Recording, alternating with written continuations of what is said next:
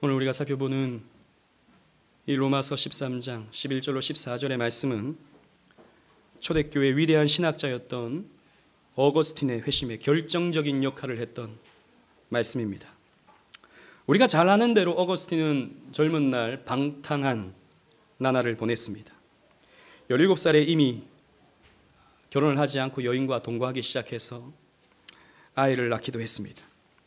문화적으로는 퇴폐적인 영국교회에 심취해 있었고 종교적으로는 만이교회에 빠져 있었습니다. 어머니 모니카, 기도하는 어머니였지만 이 모니카로부터 어릴 때 배웠던 신앙생활은 나이가 먹으면 먹을수록 따분하게 느껴지고 유치하게 여겨졌습니다.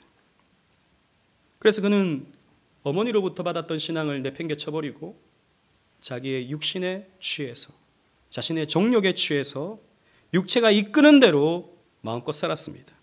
하고 싶은 것 다 하며 살았습니다. 살고 싶은 대로 다 살아보았습니다. 그런데 그 육체에 이끌려 살아갈 때는 그 쾌감에 빠져서 즐거워하다가도 시간이 지나면 신기루처럼 없어지는 그 쾌락, 그 쾌감, 그 즐거움, 그것 때문에 공허함을 느꼈습니다. 자꾸 뭔가를 해볼 때는 좋았지만 시간이 지나면 그저 그랬습니다. 인생의 허무함을 느끼기 시작했던 것입니다. 32살이 되었을 때 어머니의 부탁으로 밀라노의 암브로시우스의 전도를 받아 그의 설교를 듣기 시작했습니다. 그의 설교를 듣고 있노라면 그러하다라고 하는 생각이 들기도 하고 나름의 동의도 되기 시작했지만 점점 자기가 비참하게 느껴지는 것 때문에 괴로워했습니다. 말씀을 들으면 들을수록, 목사님의 설교를 들으면 들을수록 자신이 비참하게 느껴지는 것이 더 괴로웠습니다. 회개하라는 말씀에 내가 회개를 할까? 하나님께 나오라는 말씀에 내가 하나님께 나아갈까? 고민하고 생각해 보다가도 내가 하나님께 나아가면 내가 지금 누리고 있던, 내가 지금 즐기고 있던 이것들을 내가 포기할 수 있을까? 이게 주는 즐거움이 있는데, 이 세상 것들이 주는 쾌감들이 있는데, 그런데 하나님을 내가 쫓아가게 되면 이 모든 것들을 버려야 하는 것은 아닌가? 라고 하는 생각 때문에 하나님께 나아갈 수도 없었습니다. 그렇게 인생의 무상함을 느끼고 우울함에 빠져 있던 그때에 길가에 아이들이 노래를 부르면서 놀고 있었습니다. 덜렐레게, 덜렐레게. 이 말은 집어서 읽으라, 집어서 읽으라 라는 말이었죠. 어거스틴은 그때에 하나님의 음성처럼 들렸습니다. 집어서 읽으라, 집어서 읽으라. 그래서 성경책을 집어서 읽기 시작했습니다. 그때 눈에 들어왔던 말씀이 바로 오늘 본문의 말씀입니다. 13절, 14절. 낮에와 같이 단정히 행하고 방탕과 술 취하지 말며 음란과 호색하지 말며 쟁투와 시기하지 말고 오직 주 예수 그리스도로 옷 입고 정욕을 위하여 육신의 일을 도모하지 말라. 어거스틴은 그때의 이 마음을 이렇게 표현했습니다. 나는 더 이상 읽지 않았습니다. 아니, 더 이상 읽을 필요가 없었습니다. 이 말씀이 광명한 확신의 빛으로 내 마음에 비추어 내 속에 있던 모든 의심, 모든 어두움을 물리쳐 주었기 때문입니다. 그 말씀이 가슴에 파고들어왔던 것입니다. 그 말씀이 어거스틴의 머리를 쳤던 것입니다. 그래서 성령의 깨닫게 하심과 인도하심에 자신의 삶을 맡기기로 결단했습니다. 그는 각성했고 그는 마음을 돌이켜 회심하여 하나님을 위해 살기로 결심했습니다. 그런데 그렇게 했을 때 그를 불안하게 했던 여러 마음들, 그를 허무하게 했던 그 공허한 심령이 채워지는 느낌을 받았습니다.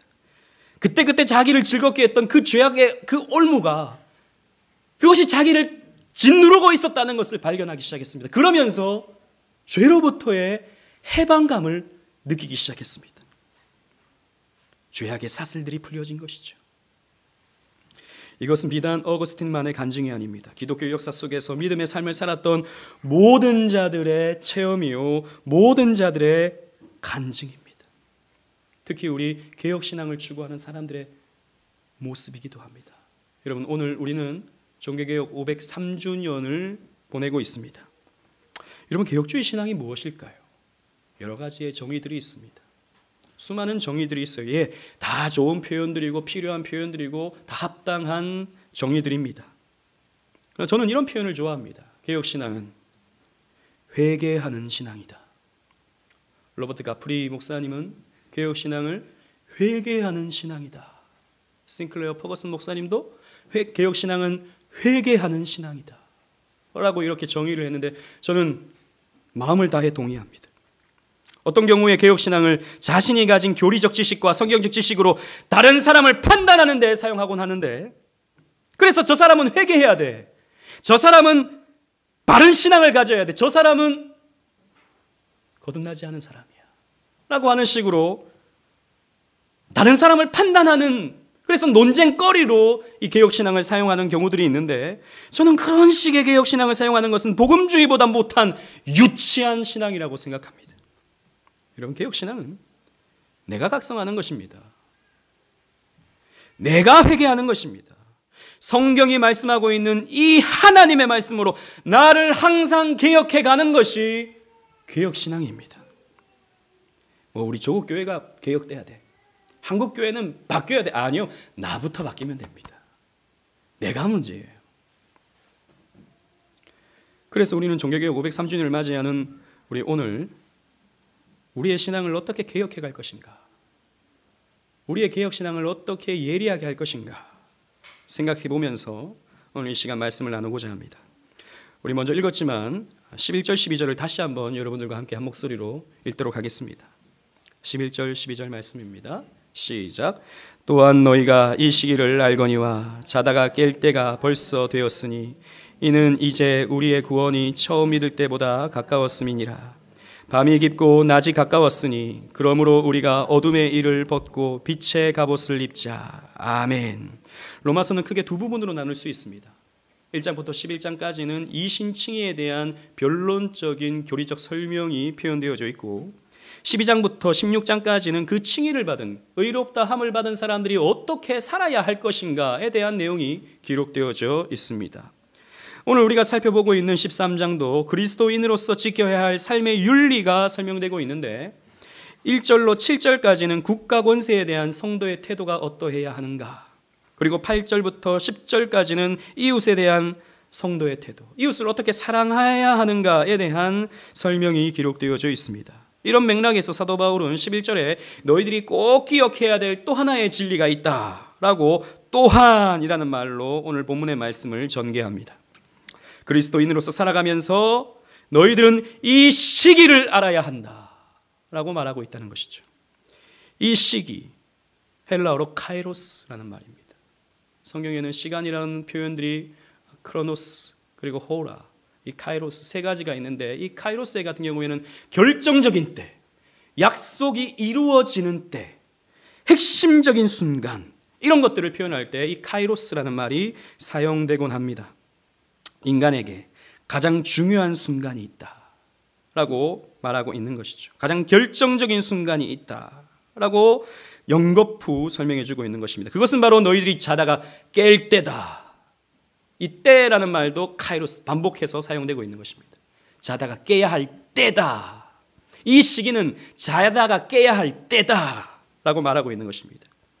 그러면 이때는 또 언제입니까? 이는 이제 우리의 구원이 처음 믿을 때보다 가까웠음이니라 라고 기록하고 있습니다. 우리의 구원이 가까워지고 있다라는 것입니다. 우리의 구원이 가까워지는 것, 무엇을 말하고 있습니까? 종말을 말하고 있습니다. 종말을 통해서 우리는 구원이 완성되고 성취됩니다. 종말은 크게 두 가지입니다. 첫 번째는 육체적 종말입니다. 개인적 종말입니다. 여러분, 우리는 언젠가 종말을 맞이합니다. 우리는 나름대로 다 나름의 인생의 여정을 다 보내고 살 거라고 생각들을 하죠. 그러나 우리는 알지 못합니다. 우리 개인적 종말을 맞이하는 그날을 우리는 알지 못합니다. 분명한 것은 그날이 점점 우리에게 다가오고 있다는 사실입니다. 그리고 또 종말은 우주적 종말이 있습니다. 예수님께서 이 땅에 다시 오시는 날, 저 천군 천사와 함께 권세를 가지고 다시 오셔서 이 세상을 심판하시는 그날, 우주적 종말이 이루어지는 날입니다. 그때 우리의 구원이 완성되는 것이죠.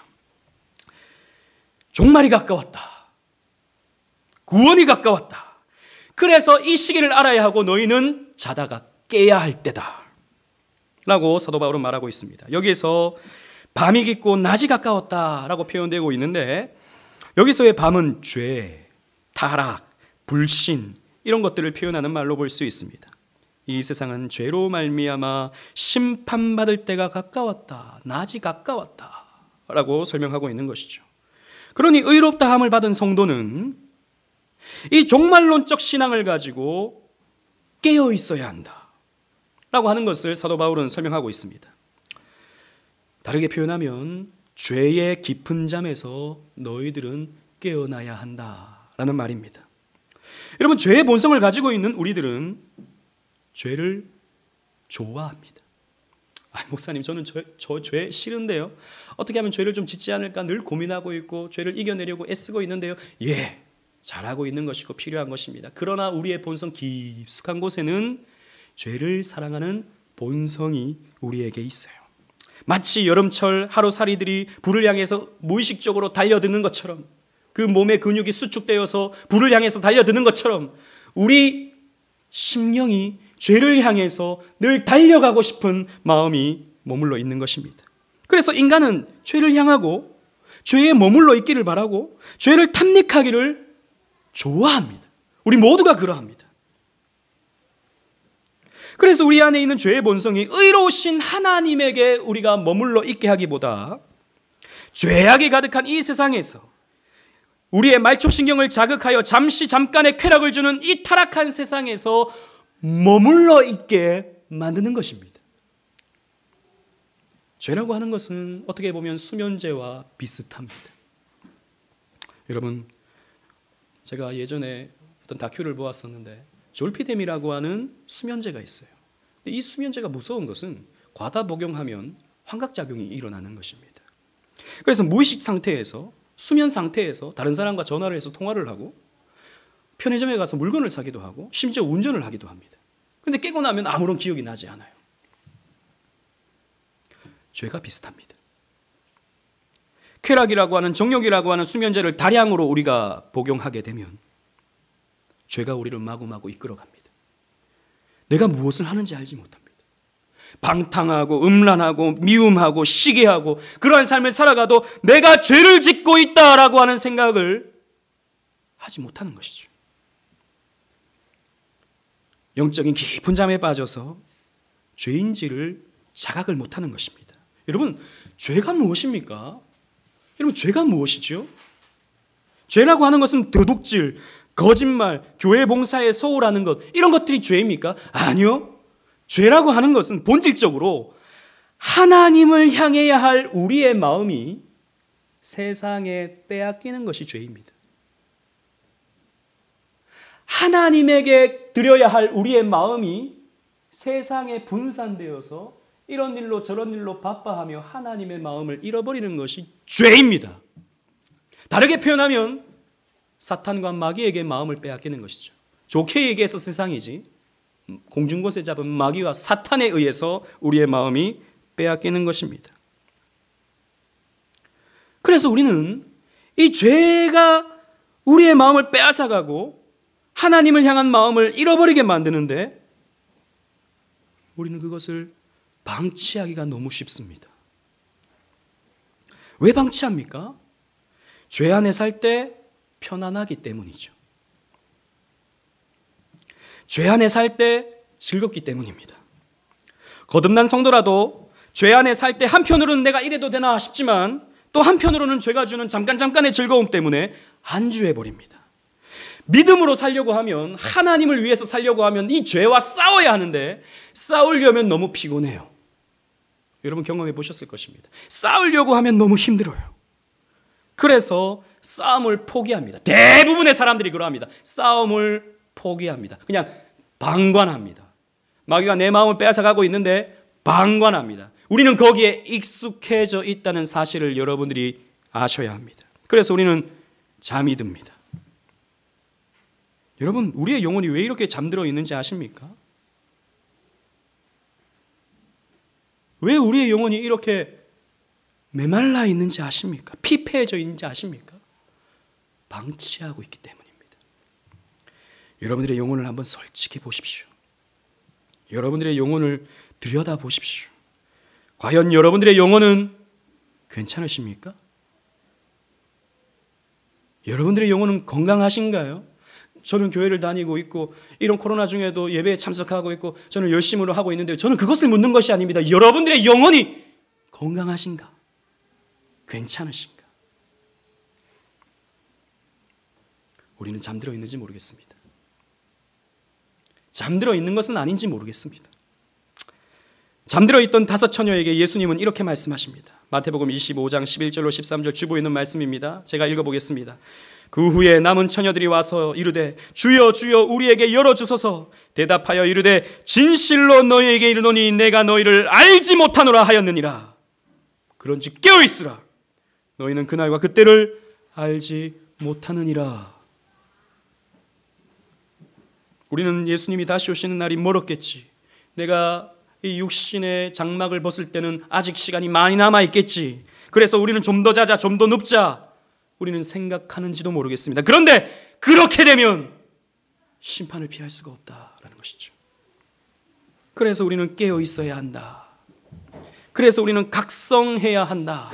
라고 성경이 우리에게 말해주고 있습니다. 여러분 한번 생각해 보세요. 여러분들은 예수님이 지금 당장 오시면 예수님을 맞이할 준비가 되어 있으십니까? 예수님이 지금 다시 오시면 여러분들은 예수님을 기쁨으로 맞이할 준비가 되어 있으십니까? 지금의 시대는 예수님께서 말씀하시는 마지막 때와 너무나도 흡사합니다. 우리가 기억해야 됩니다. 누가복음 21장 10절로 11절 말씀, 주보에 있는 말씀 다 같이 읽어보도록 하겠습니다. 시작. 또 이르시되 민족이 민족을, 나라가 나라를 대적하여 일어나겠고 곳곳에 큰 지진과 기근과 전염병이 있겠고 또 무서운 일과 하늘로부터 큰 징조들이 있으리라. 아멘. 하나님이 우리에게 이 징조를 보여주고 계십니다. 하나님이 우리에게 이 뚜렷하고도 분명한 징조를 지금 이 역사 속에서, 이 세계사 속에서 보여주고 계십니다.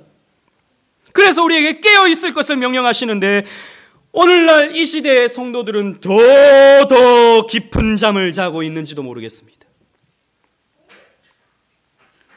어느 인터넷 카페에서 이런 글이 올라온 것을 본 적이 있습니다. 우리 교회처럼 코로나가 심각해졌을 때 대부분의 교회들이 그렇죠. 온라인 예배로 예배를 전환했었습니다. 그래서 그래도 어느 정도 시간이 끝나고 또 이제 예배를 드릴 수 있는 상황이 되자 교회에서 연락이 간 거예요. 예배 나오시라고. 온라인 카페에서 활동할 정도면 그래도 열심히 하시는 분일 텐데 그 연락을 받았는데 그래 가야지. 그래 내일부터 내가 가야지라고 하는 생각과 동시에 가기가 싫어지더랍니다. 또 준비하고 아이들을 챙겨서 교회를 나가야 하는 그 과정이 너무 힘들게 느껴지더라는 것이죠. 그래서 가긴 가야 되는데 솔직히 가기 싫어요. 그렇게 표현하는 것을 본 적이 있었습니다. 그 집사님 뿐이겠습니까? 그 집사님 뿐일까요? 오늘날 대부분의 성도들이 그런 마음이지 않을까요? 많은 사람들이 그래 가야지 하면서도 방역 문제 이걸 초월해서 내가 예배 드리러 나가는 이 상황이 너무 피곤하고 너무 지쳐있고 그래서 가기 싫은 그런 마음이지 않을까요? 적지 않은 사람이 저는 그러리라 봅니다. 잠들어 있기 때문입니다. 또 많은 사람들이 코로나가 장기화되면서 온라인 예배도 지쳐버렸습니다. 우리 알잖아요. 처음에 우리가 비상 상황에서 온라인 예배를 드리면서 마음을 세우고 복장을 갖추고 경성하는 마음으로 온라인 예배를 드리지만 이게 1주, 2주, 3주, 4주 오랜 시간 가게 되면서 마음이 다 흐트러지는 것을 경험하게 됩니다. 우리 교회뿐만이 아니라 대부분의 교회들이 그러한 시기를 겪고 있습니다. 어떤 마음을 갖고 있냐 하면 지금은 어쩔 수가 없네. 코로나가 끝나면 그때부터 열심히 해야지. 이런 식으로 오늘 하루를 소홀하게 보냅니다. 예배를 소홀하게 보냅니다. 잠들어 버린 것이죠. 게다가 교회가 모여서 예배하지 못하는 사실 이 엄청난 상황 속에서도, 확진자가 교회에서 계속 나오는 이런 기가 막힌 상황 속에서도 왜 교회들마다 왜 교회만 갖고 그래? 불평 불만만 하고 있지 하나님이 주시는 경고의 메시지로는 받지를 않아요. 각성하고 기도하는 자는 눈을 씻고 찾아봐도 찾을 수가 없습니다. 여러분, 또 뿐만 아니죠. 교회를 향한 엄청난 비난, 교회를 향한 엄청난 경멸, 이런 것들이 쏟아져도 이 시대의 교회들은 끄떡이 없어요. 교회가 경험해보지 못하는 이런 문제들을 경험하는데 끄떡이 없습니다. 저는 이런 상황은 선지자 요나가 다시스로 가는 배 깊은 곳으로 내려가서 잠들어 있는 모습과 흡사하다고 생각합니다. 니느웨로 가야 할 요나가 다시스를 향하는 배를 타고 가게 되죠. 그래서 배 깊숙한 곳으로 내려가서 잠을 청합니다.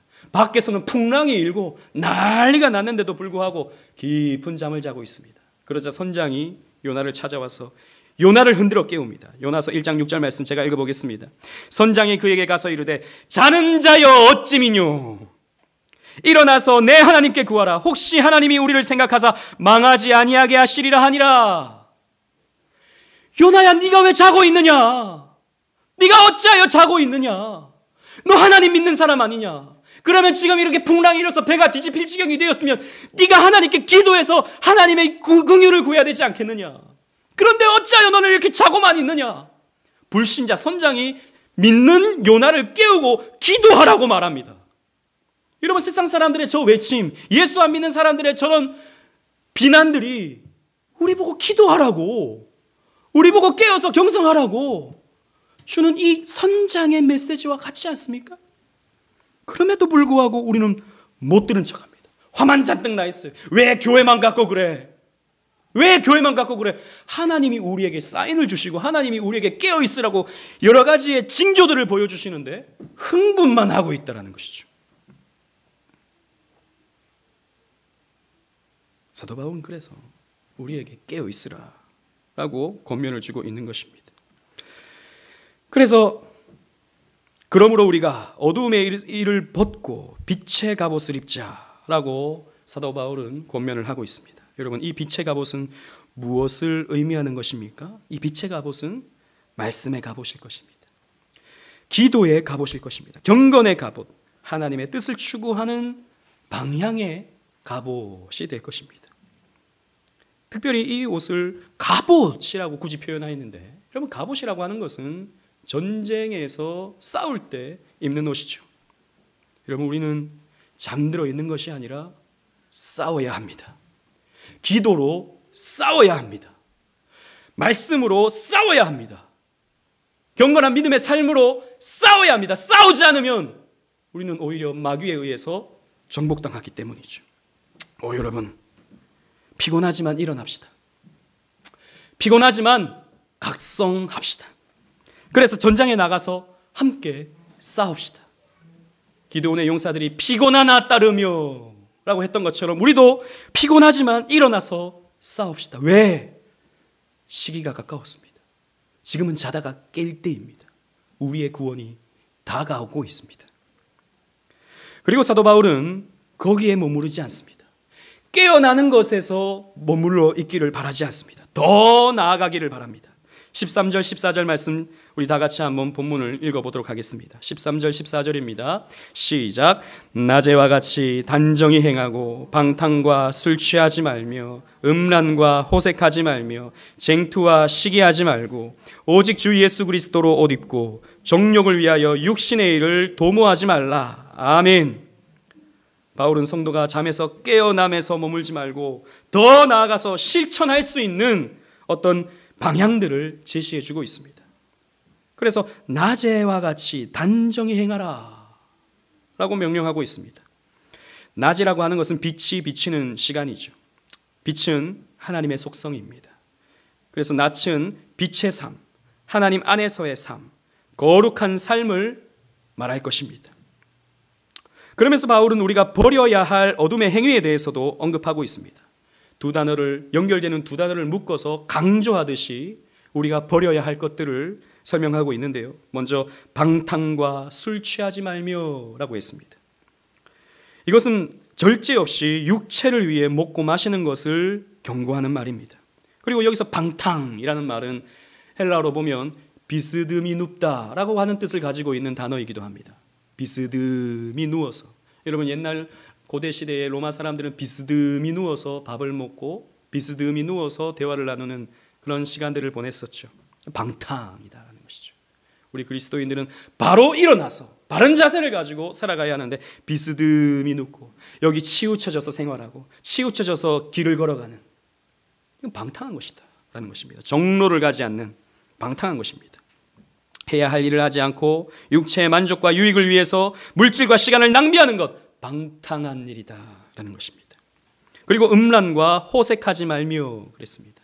음란과 호색도 연결되는 말이죠. 성적 타락에 대한 경고입니다.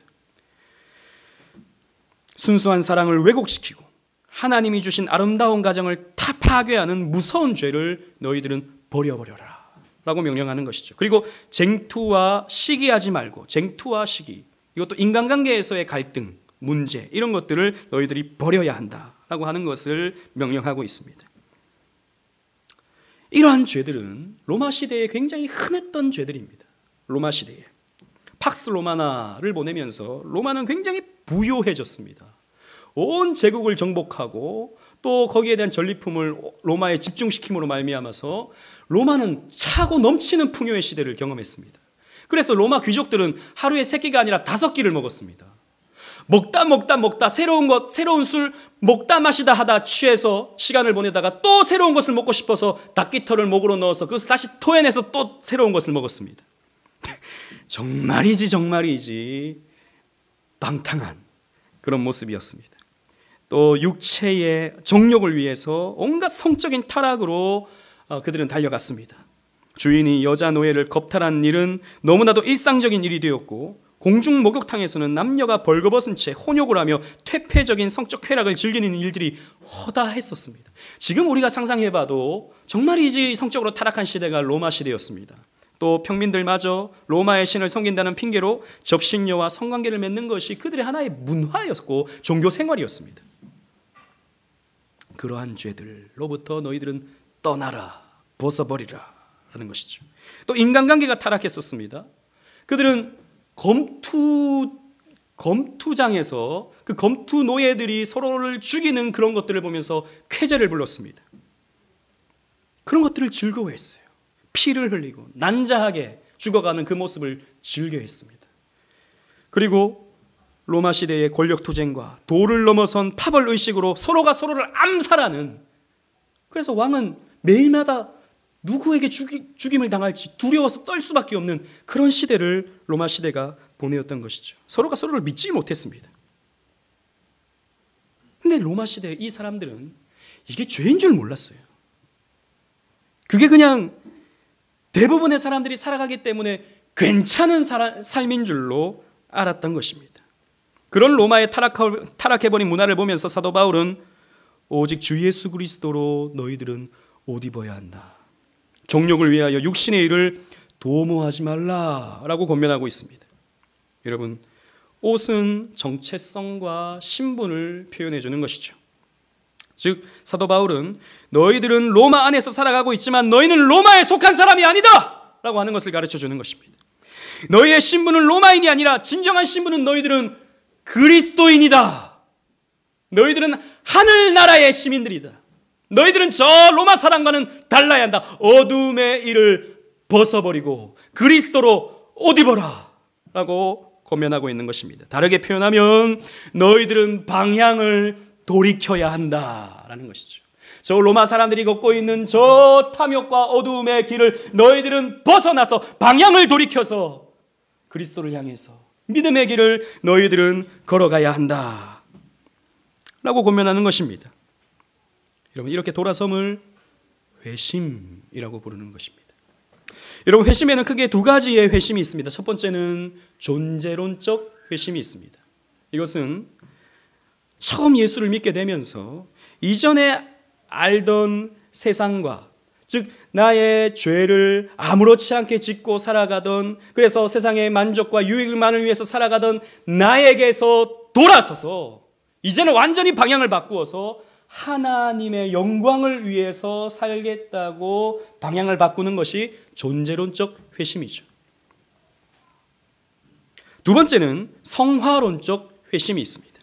이것은 이미 거듭났지만 여전히 찾아오는 죄의 문제에서 우리는 자주 넘어지기 때문에 우리 마음속에 여전히 죄의 본성이 남아있어서 자꾸 세상을 향해서 우리의 마음이 돌아서기 때문에 그때마다 다시 우리가 회심하여서 다시 우리의 마음을 바꾸어서 다시 우리의 방향을 바꾸어서 하나님께로 나가고자 하는 것이 성화적 회심입니다. 그래서 우리 모두에게는, 여기 앉아있는 우리 모두에게는 회심이 필요합니다. 어떤 이는 존재론적 회심이 필요하고 어떤 이는 성화론적 회심이 필요한 것입니다. 하나님은 회심하는 자에게 긍휼을 베풀어 주겠다라고 약속해 주셨습니다. 우리 호세아 6장 1절 말씀 다 같이 읽어보도록 하겠습니다. 호세아 6장 1절 주보에 있는 말씀 다 같이 읽겠습니다. 시작. 오라 우리가 여호와께로 돌아가자. 여호와께서 우리를 찢으셨으나 도로 낫게 하실 것이요 우리를 치셨으나 싸매어 주실 것임이라. 아멘. 돌아오는 자에게, 여호와께로 돌아가는 자에게 하나님은 낫게 하실 것이고 싸매어 주겠다라고 약속해 주십니다. 우리 젊은이들이 좋아하는 찬양 가운데 여호와께 돌아가자라고 하는 찬양이 유행하고 있습니다. 우리 하진이에게도 제가 좋아하는 찬양이 있냐고 물어봤을 때 여호와께 돌아가자 이 찬양 좋아한다고 저에게 말해줬던 기억이 있습니다. 그런데요, 많은 젊은이들이 좋아하는 찬양이 이 찬양이지만 노래만 좋아해서는 안 됩니다. 우리의 영혼의 방향을 돌이켜야 됩니다. 우리의 삶의 방향을 돌이켜야 됩니다. 그래서 여호와께로 돌아가야 합니다. 만약 돌이키지 않는다면 하나님의 무서운 진노와 심판이 기다리고 있기 때문입니다. 로마서 2장 5절 말씀, 주보에 있는 말씀을 보십시오. 다만 내 고집과 회개하지 아니하는 마음을 따라 진노의 날 곧 하나님의 의로우신 심판이 나타나는 그날에 임할 진노를 내게 쌓는도다. 심판이 회개하지 않는 자에게, 고집스럽게 돌아서지 않는 자에게 쌓이고 쌓인 진노가 쏟아지는 것입니다. 우리가 살아가는 이 세상은 로마 시대와 다르지 않습니다. 예전에 우리 부모님 시대에는 어떻게 하루를 먹고 살까를 걱정했던 시대였습니다. 그런데 오늘날의 시대의 젊은 사람들은 어떻게 하루를 더 재밌게 보낼까를 고민하는 시대가 되었습니다. 무엇을 먹을까? 무엇을 입을까? 어떻게 내가 시간을 즐겁게 보낼까? 이걸 이제 염려하는, 그래서 더 재밌게 스마트폰으로 사진을 찍어서 나는 오늘 하루 더 재밌게 보냈다. 나는 오늘 이렇게 파티를 하면서 보냈다. 이걸 자랑하는 시대가 된 것이죠. 그래서 이제 하다 못해가지고, 여러분 10월 31일이 무슨 날인지 아십니까? 할로윈 데이라고 해가지고, 예전에 제가 자랄 때는 알지도 못했던 이런 것들이 우리 한국 사회에 들어와서 이제 좀비 분장을 하고 귀신 분장을 하고 마귀 분장을 하면서 길거리를 돌아다니며 술을 마시고 또 남녀가 만나고 하룻밤 즐겁게 보내는 이런 문화가 오늘날 이 시대에 유행처럼 번지고 있습니다. 최근 몇 년 사이에 유행처럼 번지고 있어요. 이 할로윈 데이를 어떻게 생각해야 되나? 여러 가지 의견들이 있지만 저는 우리 그리스도인들이 그런 것은 좀 하기가 그렇다 생각이 듭니다. 성적 타락은 더합니다. 제가 굳이 설명하지 않아도 우리가 보는 인터넷, 스마트폰 자연스럽게 올라오는 광고에, 자연스럽게 올라오는 영상에 온갖 음란한 것들이 우리의 눈을 자극합니다. 여러분이 오늘 교회 오실 때도 보시면 온갖 음란한 전단지들이 길거리에 마구마구 뿌려져 있는 것을 볼 수 있을 것입니다. 그런 것들은 왜 단속을 안 하는지 몰라요. 그게 아무렇지 않는 거예요. 그냥 쓰레기로만 보이는 것이지 그게 얼마나 음란한 것인가에 대해서는 우리가 이제 마비가 되었습니다. 지난주 교황은 동성애자들도 주님의 자녀들이며 가족이 될 권리가 있다. 우리에게 필요한 것은 동성결합법이다 라고 천명을 했습니다. 동성결혼을 지지한 것이죠. 이제 앞으로 이 세상이 어떻게 더 음란해질 것인가 생각해 보면 어떻게 될지는 사실 불보듯 뻔한 것입니다. 인간관계의 파괴는 더 합니다. 이 나라의 세대 갈등, 성별 갈등, 지역 갈등, 이념 갈등은 극에 달해 있습니다. 그래서 온갖 거짓말들로 사람들을 선동해서 나와 반대편에 있는 사람들을 경멸하며 증오하는 것을 정의로 여기는 시대를 우리는 살아가고 있습니다. 다른 사람을 증오하는 게 정의예요.